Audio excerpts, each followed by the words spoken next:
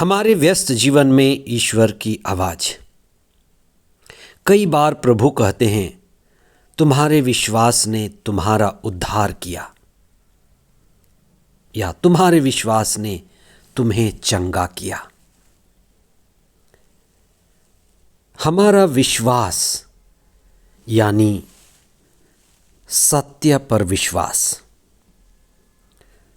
प्रभु जब कहते हैं तुम्हारे विश्वास ने, यानी सर्वोत्तम पर विश्वास, स्रोत पर विश्वास, पिता ईश्वर पर विश्वास, दो अनंत जीवन है, ज्योति का स्रोत है। और जब हम प्रभु यीशु पर विश्वास करते हैं, उस पिता पर विश्वास करते हैं जो जीवन का स्रोत है। जब हम प्रभु की वाणी सुनते हैं तो पिता की वाणी सुनते हैं। इसीलिए प्रभु कहते हैं कि जिसने मुझे देखा है उसने पिता को देखा है। जो मेरी सुनता है वह पिता की सुनता है, और जो मुझ पर विश्वास करता है वह पिता पर विश्वास करता है, जो अनंत जीवन, अनंत ज्योति और अनंत प्रज्ञा और चंगाई का स्रोत है। आज हम इस पर विशेष चिंतन करें। 5 दिसंबर 2025 शुक्रवार, आगमन का पहला सप्ताह।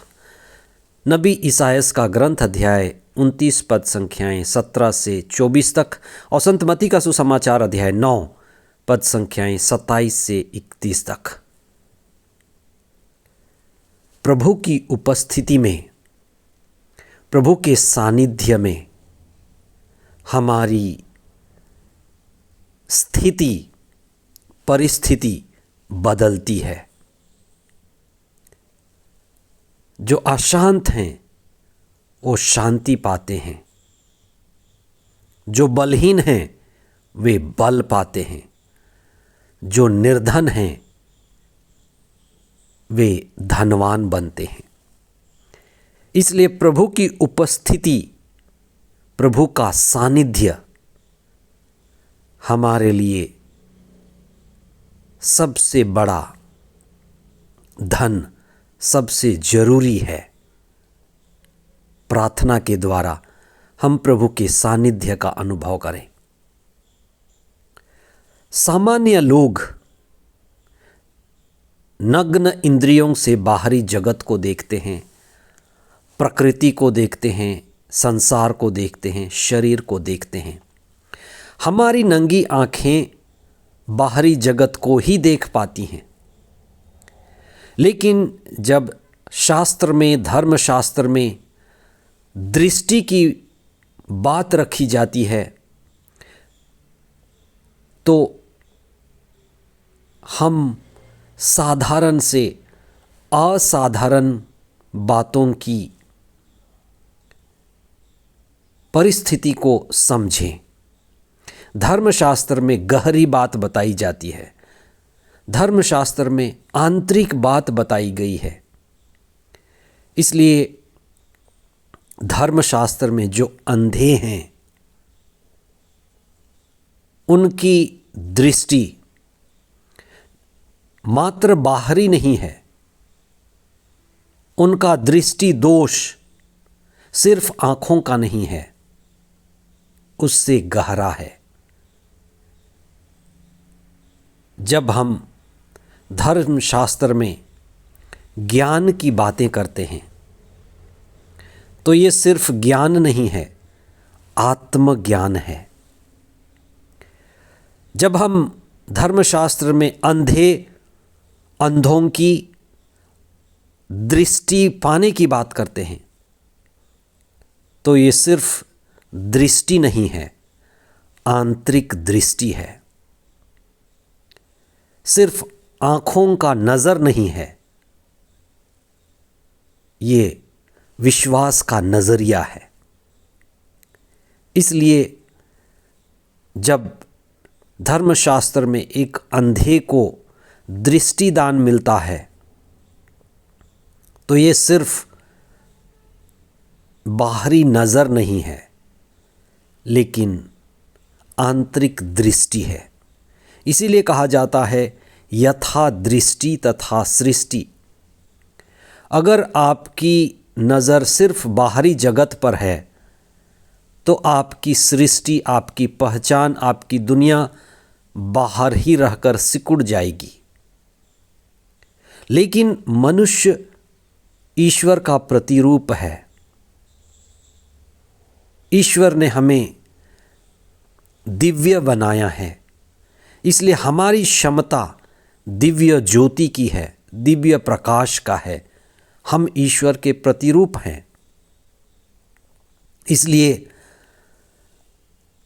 जहाँ प्रज्ञा या ज्ञान की बात कही गई है, वहाँ ईश्वरीय प्रज्ञा और आंतरिक ज्ञान की बात कही गई है, आत्मज्ञान की बात कही गई है।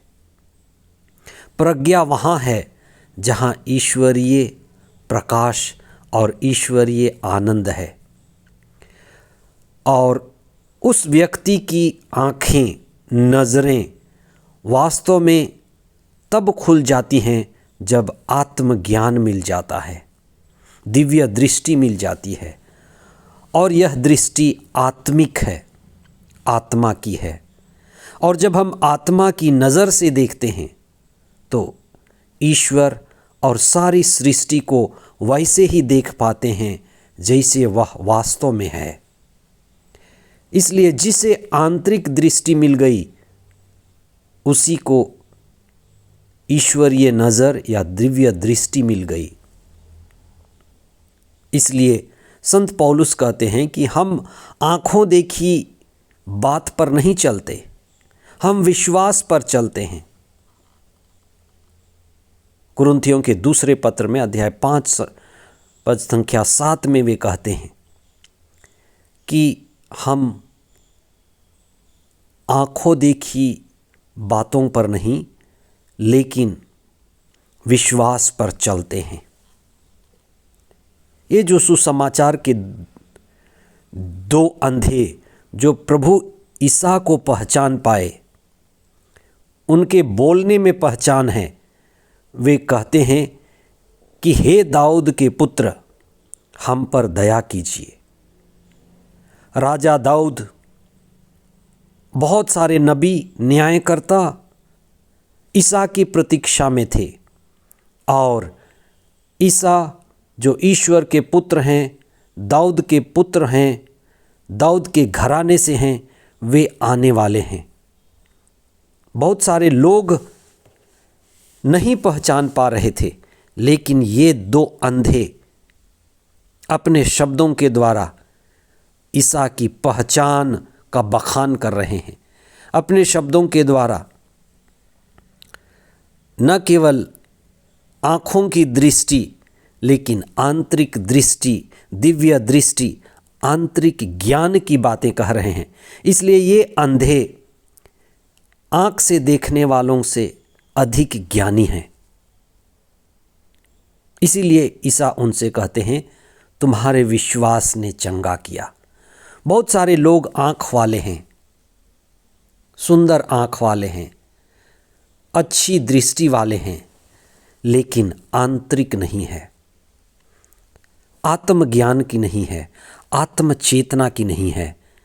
इसलिए हम आगमन के इस समय में कदम उठाएं, व्यक्तिगत प्रार्थना के लिए कदम उठाएं, प्रभु के दिव्य वचनों को पढ़ने के लिए, धर्मशास्त्रों को पढ़ें, उन पर चिंतन करें, और हमारे भीतर सोई हुई दिव्य दृष्टि को जगाएं, आत्मविश्वास और ईश्वरीय विश्वास को जगाएं, जिससे प्रभु हमें भी देखकर कह सके, तुम्हारे विश्वास ने तुम्हारा उद्धार किया। आमीन।